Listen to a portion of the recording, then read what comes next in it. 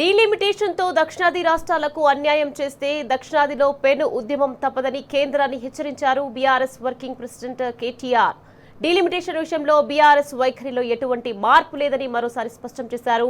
3 ఏళ్ల క్రితం ఏ నిర్ణయం ప్రకటించామో ఇప్పుడు కూడా అదే నిర్ణయం అన్నారు. ఈ డీలిమిటేషన్ ప్రకారం పెరుగుతున్న సీట్ల సంఖ్య నిజమే అయితే అది దక్షిణ భారతదేశంలో ఒక బలమైన ప్రజా ఉద్యమానికి దారితీస్తుందన్నారు కేటీఆర్.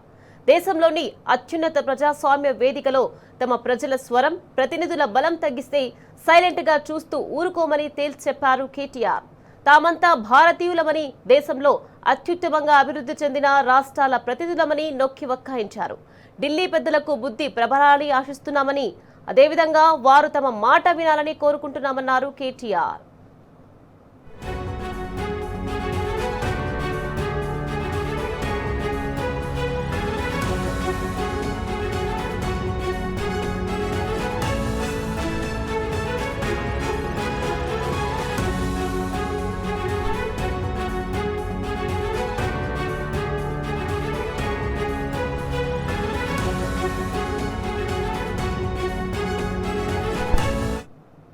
రైట్, ఇదే విషయానికి సంబంధించి మరింత సమాచారాన్ని ఢిల్లీ సురేష్ మనకి ఫోన్ ద్వారా అందించేందుకు సిద్ధంగా ఉన్నారు.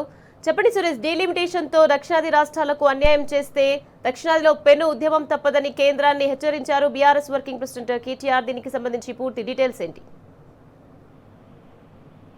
కేంద్ర ప్రభుత్వం డీలిమిటేషన్ ప్రక్రియను ముందుకు తీసుకెళ్తున్నటువంటి పరిస్థితి. 16, 17, 18 తేదీల్లో ఒకవైపు 33% ఉమెన్ రిజర్వేషన్ అమెండ్మెంట్స్, ఇలాగే డీలిమిటేషన్ ప్రక్రియను తీసుకెళ్లి 850 స్థానాలను పెంచే దిశగా ముందుకు వెళ్తున్నటువంటి సందర్భంలో భారత రాష్ట్ర సమితికి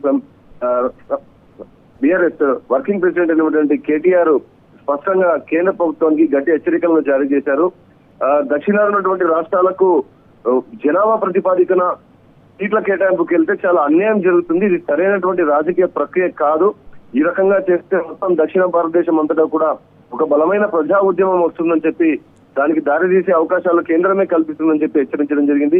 బీఆర్ఎస్ పార్టీ వైఖరిలో ఎలాంటి మార్పు లేదు. 3 ఏళ్ల కిందట తీసుకున్నటువంటి బీఆర్ఎస్ దృఢమైన స్టాండ్ కు కట్టుబడి ఉన్నామన్నటువంటి విషయాన్ని కూడా స్పష్టం చేస్తూ వర్కింగ్ ప్రెసిడెంట్ అయినటువంటి కేటీఆర్ ఒక అధికారికమైనటువంటి ప్రకటన ఆయన విడుదల చేయడం. తామంతా గర్వించదగ్గ భారతీయులమని, దేశాభివృద్ధిలో రాష్ట్రాల ప్రతినిధులమని, జనాభా నియంత్రణతో పాటు వివిధ రంగాల్లో అద్భుత ప్రగతి సాధించినటువంటి దక్షిణాది రాష్ట్రాలకు రాజకీయంగా అన్యాయం చేసే దిశగా కేంద్రం వెళ్లడాన్ని, అభివృద్ధి దిశలో ముందున్నటువంటి రాష్ట్రాలను వెనుకడుగు వేసే దిశగా వ్యవహరించే విషయాన్ని మాత్రం తప్పుపడుతూ కేంద్ర ప్రభుత్వం తీసుకున్నటువంటి నిర్ణయాన్ని విమర్శించడం జరిగింది. దేశంలోనే అత్యున్నత ప్రజాస్వామ్య వేదిక అయినటువంటి పార్లమెంట్ లో దక్షిణాది రాష్ట్రాల ప్రజల స్వరాన్ని ప్రతినిధిగా వినిపించేందుకు BRS party ముందుంటుంది.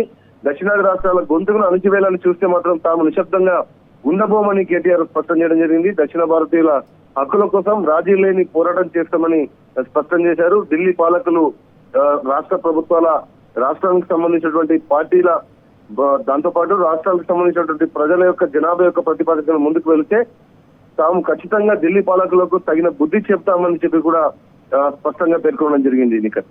Right, thank you Suresh.